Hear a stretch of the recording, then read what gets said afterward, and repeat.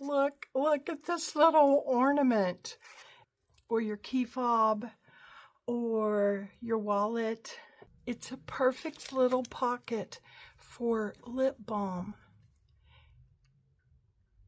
Now, don't look too closely because this is a prototype.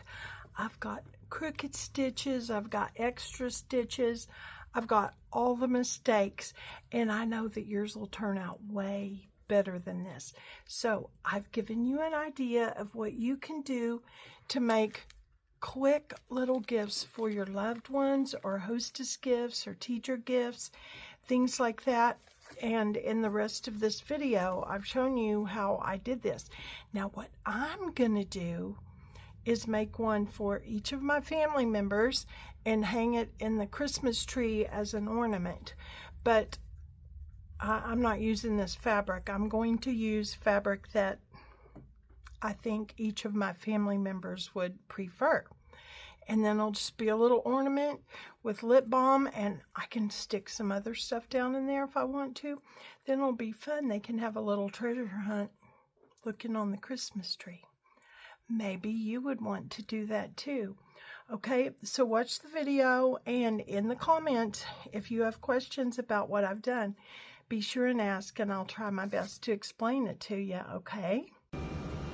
For this project, I cut a piece of copy paper 8 inches by 2 inches and laid it down onto my fabric just to kind of have an outline. So all you will need is one strip of fabric cut like this. I wanted to use double-sided bias tape instead of hemming the edges of my strip. So bias tape, double folded, comes on a card. You just purchase several yards of it, and I put that along the edge of each side and sewed it in place.